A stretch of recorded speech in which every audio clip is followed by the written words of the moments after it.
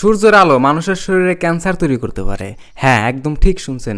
বেশ কিছু নতুন গবেষণা রিপোর্টে বলা হয়েছে যে সূর্যের ক্ষতিকর রশ্মিগুলো যেগুলো আছে এগুলোর মধ্যে যদি আপনি বেশিক্ষণ থাকেন, মানে সানলাইট বা সূর্যের আলোতে যদি বেশিক্ষণ থাকেন, তবে আপনার শরীরে ক্যান্সারে বাসা বাঁধতে পারে।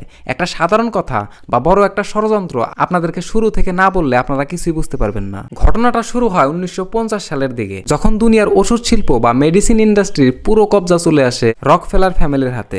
তখন থেকে আমাদের একটা কথা বোঝানো শুরু হয়, পরিবেশ দূষণের কারণে আমাদের আকাশের উপরে যে পর্দাটা আছে, যাকে আমরা ওজোন লেয়ার বলি, সেটা নাকি অনেক বেশি ক্ষতিগ্রস্ত হয়ে গেছে। আর এর কারণে সূর্যের ক্ষতিকর রশ্মিগুলো সরাসরি আমাদের গায়ে এসে লাগতেছে, আর এই কারণে আমাদের ক্ষতি হইতেছে। কিন্তু এর পেছনে আসল গল্পটা কিন্তু অন্য। এই ষড়যন্ত্রের মূলটা বুঝতে হলে আমাদের আরো 200 বছর পেছনে যেতে হবে।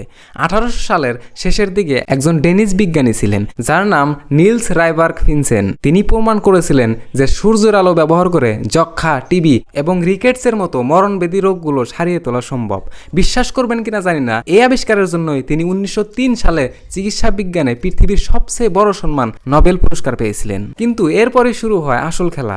রকফেলার ফ্যামিলির মতো বড় বড় প্রভাবশালীরা পুরো বিশ্বের স্বাস্থ্য ব্যবস্থাকে নিয়ন্ত্রণ করা শুরু করে। তারা আর চাইল না যে সাধারণ মানুষ প্রাকৃতিকভাবে রোদে গিয়ে সুস্থ হোক, কারণ মানুষ যদি রোদে গিয়ে সুস্থ হয়ে যায় তবে তাদের তৈরি করা দামি ওষুধ কে কিনবে। তারা একটি গোপন গবেষণা চালিয়েছিল, যেখানে দেখা যায় যদি একজন মানুষের বুকের ওপর প্রতিদিন মাত্র 20 মিনিট করে 5 দিন সূর্যের আলো ফেলা হয়, তবে সেই ফলাফল দেখে সবার চোখ কপালে উঠে যায়। মানে ওই ব্যক্তির শরীরে প্রধান পুরুষ হরমোন বা টেস্টোস্টেরনের লেভেল 120% থেকে 200 পর্যন্ত বেড়ে যায়, যা কোনো কৃত্রিম ওষুধ দিয়ে এত সহজে সম্ভব না। মজার বিষয় হলো, এই ভালো রিপোর্টগুলো কখনো মানুষের সামনে আনা হয় না, উল্টো আমাদের নতুন নতুন ভয় দেখানো হয়। সূর্যের আলোতে গেলে চামড়া কালো হয়ে যাবে, স্কিন নষ্ট হয়ে যাবে, এমনকি ক্যান্সার হবে। আর এই ভয়ের সুযোগ নিয়েই বাজারে আনা হলো হাজার হাজার টাকার ফর্সা হওয়ার ক্রিম আর সানস্ক্রিন। আমাদের বোঝানো হলো এই কেমিক্যালগুলো মাখলে আপনি সূর্যের আলোর হাত থেকে বাঁচতে পারবেন। কিন্তু মনে রাখবেন, সৃষ্টিকর্তা আমাদের জন্য প্রাকৃতিকভাবে যা দিয়েছেন তার মধ্যে আসল কল্যাণ আছে।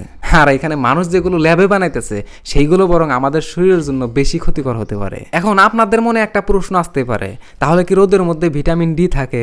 আসলে উত্তরটা হলো একদমই না। রোদের মধ্যে সরাসরি কোনো ভিটামিন ডি থাকে না।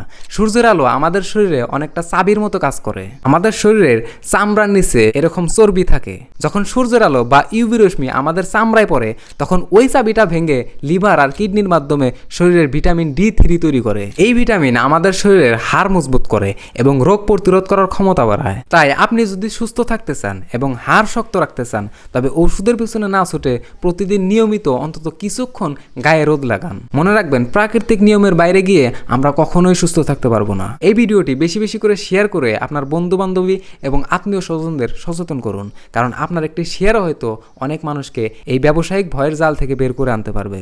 আর এমন আরও ইনফরমেটিভ ভিডিওর জন্য আমাদের পেজটি এখনই ফলো করে রাখুন। দেখা হবে পরের কোনো ভিডিওতে। ততক্ষণ পর্যন্ত ভালো থাকবেন, সুস্থ থাকবেন। আল্লাহ হাফেজ।